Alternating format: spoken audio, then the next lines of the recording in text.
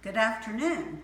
Professor Sharp and I thought it would be a good time to check in with you on your progress on the PBSP, Positive Behavior Support Plan, also known in some school systems as the BIP, Behavior Improvement Plan.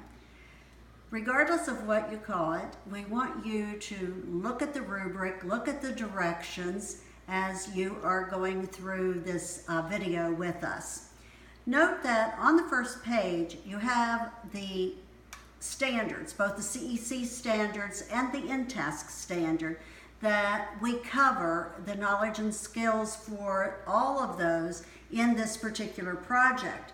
So in the last part, when you are talking about what you learned, you will want to refer back to those standards and talk about how you've improved your knowledge and skills in those standards.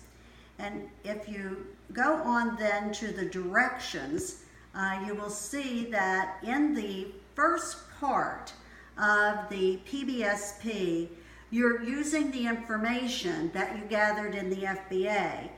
If there was a question about your target behavior, replacement behaviors, etc., please make sure to correct that before you start the PBSP. Note that you'll also be using the results from your observations and your mini literature review. As you write the goals and objectives for this part of the paper, make certain that you are writing the goals for what the student will be able to do. So the two goals are probably going to be one on decreasing the target behavior and the second on increasing the replacement behavior. So it's important that you mention those in the goals.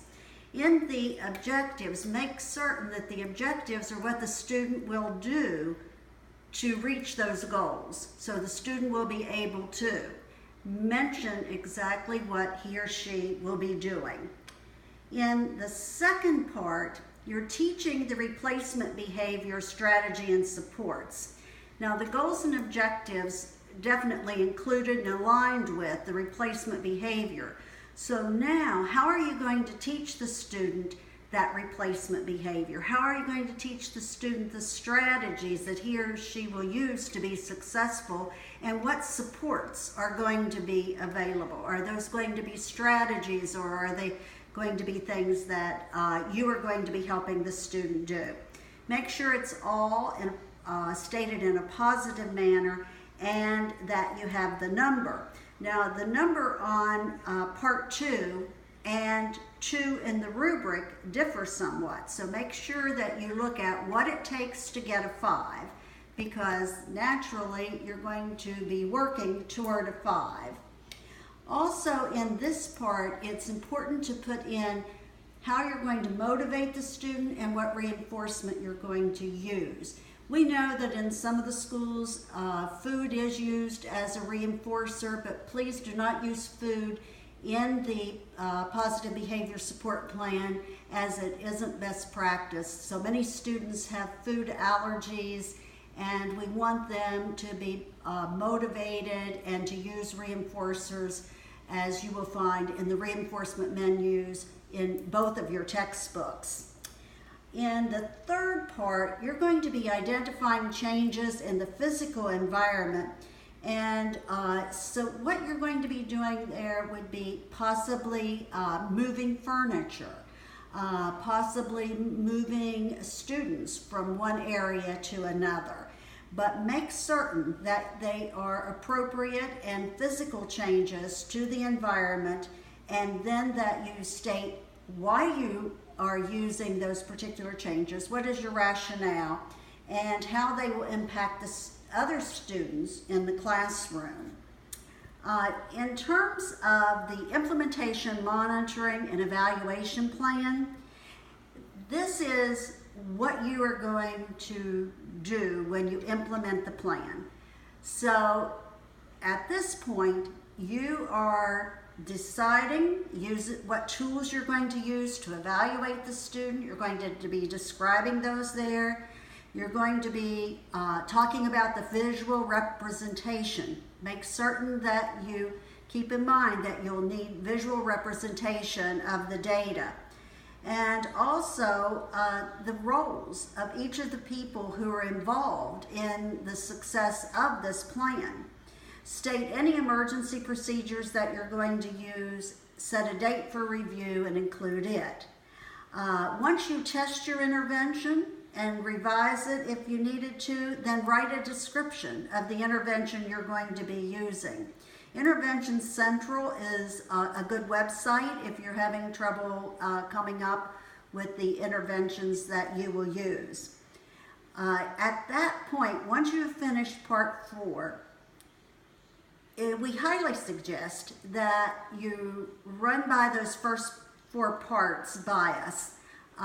It would be helpful for us to give you some feedback at that point. If you would not like to do that, it certainly is not a requirement, but it is a suggestion that you might want to do that before you start the plan. In the 5th part, you are implementing the plan. And note that you're implementing the plan for 5 to 10 days, and you're going to be gathering data during that time. Why is it 5 to 10 instead of just 5 or just 10? Because we know things happen. Students are absent, schools are closed, and so 5 is the minimum, but 10 certainly is the goal. Keep your data and submit all of the data with the project. In the 6th section, you're going to be summarizing your findings. This is when you're going to describe the overall effect that your plan has had on the student's behavior. And once again, there will be a visual description of the results. In the 7th part, evaluate the results of the total FBA. So you're going back to the first part and the positive behavior support plan, synthesizing the results and talking about them.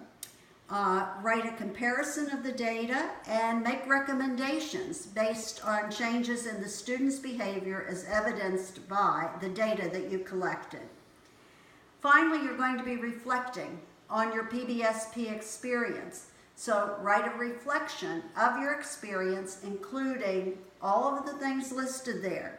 What effect did this project have on the student's behavior? What challenges did you face? How did you address them? And finally, how did your completing this assignment help you grow professionally in regards to the standards? If you have any questions, please let us know. We'll be glad to answer them. And make sure that you are looking at the 5 column on the rubric before you submit your paper.